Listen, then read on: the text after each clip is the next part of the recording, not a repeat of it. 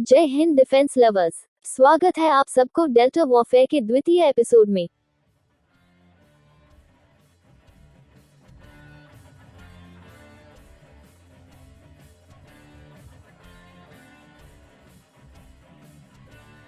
भारतीय प्रतिरक्षा मंत्रालय ने 220 air defence gun, 37,440 advance ammunition और 1 लाख से ज्यादा स्टैंडर्ड एम्यूनेशन के राउंड के लिए रिक्वेस्ट फॉर प्रपोजल जारी किया है।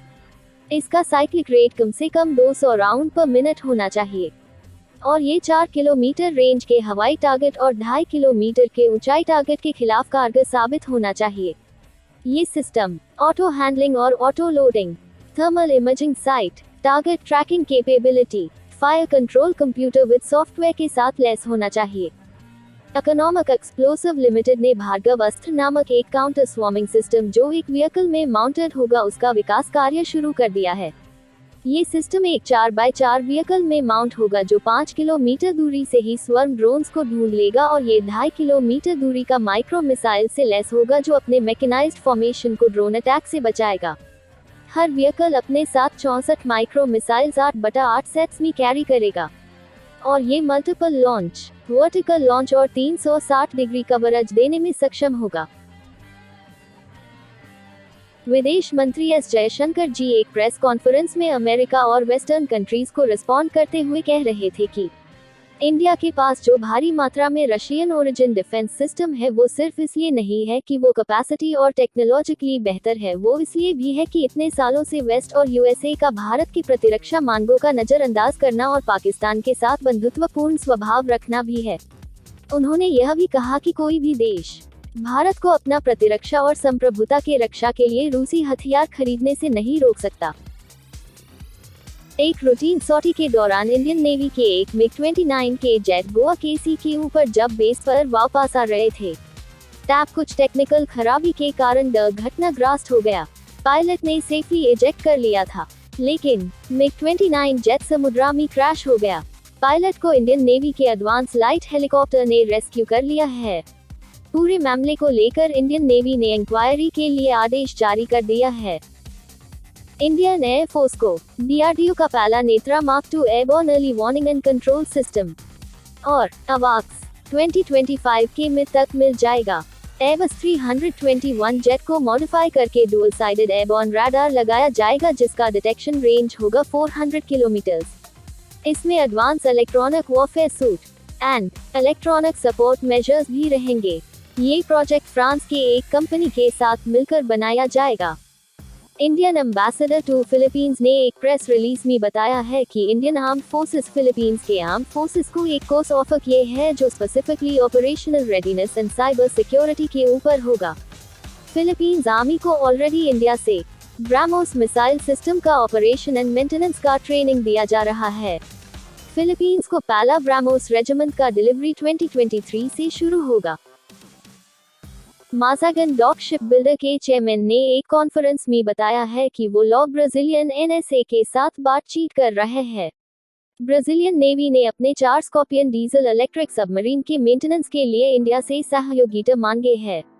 उन्होंने यह भी कहा कि माज़ागन शिपयार्ड मलेशियन गवर्नमेंट के साथ भी डिस्कशन कर रहे हैं जहां इंडिया चाहता है मलेशिया के 2 स्कॉर्पियन सबमरीन की कंप्लीट मेंटेनेंस मलेशिया में लोकली किया जा सके। फ्रांस के नेवी के लिए भी Indian made frigates and destroyers offer किया जा रहा है जो फ्रांस मेड वेसल्स से 25% कम लागत होगा लेकिन टेक्नोलॉजी और क्वालिटी एक जैसा होगा।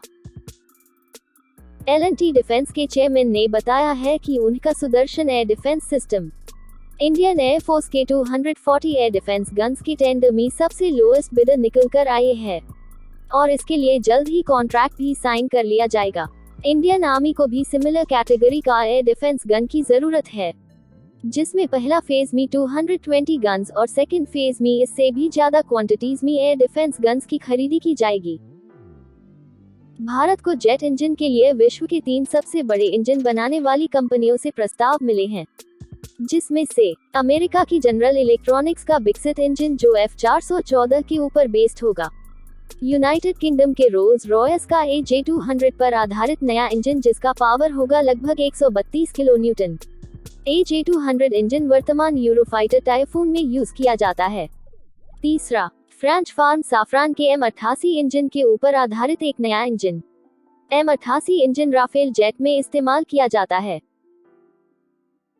भारत ने 2 नया टेस्ट के लिए नोटम जारी किया है। पहला नोटाम 301 किलोमीटर के लिए है, जो अनुमानित तौर पर प्रलय शॉर्ट रेंज टैक्टिकल मिसाइल हो सकता है। दूसरा नोटम 1680 किलोमीटर के लिए है, जो न्यू जनरेशन अग्नि प्राइम बैलिस्टिक मिसाइल हो सकता है।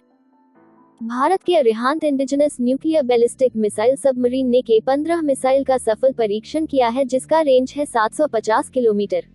इस मिसाइल ने बे ऑफ बंगाल में सटीकता के साथ अपने टारगेट को ध्वस्त किया है। भारतीय नेवी के एक वीडियो में नेक्स्ट जनरेशन डिस्ट्रॉयर का मॉडल दिखाया गया है, जो 144 canister based vertical launch cell से इक्विप्ड है।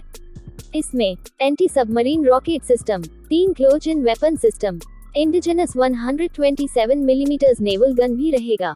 इसका कॉन्फ़िगरेशन 2024 तक पूर्ण होगा और इसका कंस्ट्रक्शन 2026 से आरंभ हो जाएगा। अगर ये बन जाता है तो ऐसा एक डिस्ट्रॉयर अकेले ही विशाखापट्टनम क्लास के 3 डिस्ट्रॉयर जितना मिसाइल्स कैरी कर सकेगा। और इसमें नेक्स्ट जनरेशन ब्रह्मोस और हाइपरसोनिक मिसाइल्स भी रहेगा, जो इन जहाज को बहुत ही घातक बना देगी। डिफेंस एक्सपो 2022 गुजरात के गांधीनगर में 18 अक्टूबर से 22 अक्टूबर तक आयोजित किया जाएगा। ये एक्सपो भारत की सबसे बड़ा डिफेंस एक्सपो होने वाला है, जिसमें ऑलरेडी 1028 डिफेंस कंपनीज ने रजिस्टर कर लिया है। इसमें 10 राज्यों, 70 देशों के 3000 से ज्यादा डेलीगेट्स और 12 लाख विजिटर्स ज्वाइन करने वाले हैं। डिफेंस एक्सपो 2022 में इंडिया की प्राइवेट कंपनीज बढ़ चढ़कर हिस्सा लेने वाले हैं। इस बार का ये एक्सपो का मुख्य आकर्षण तेजस MK2 रहने वाला है, जिसका प्रोटोटाइप का अनावरण होने का बहुत चांस है।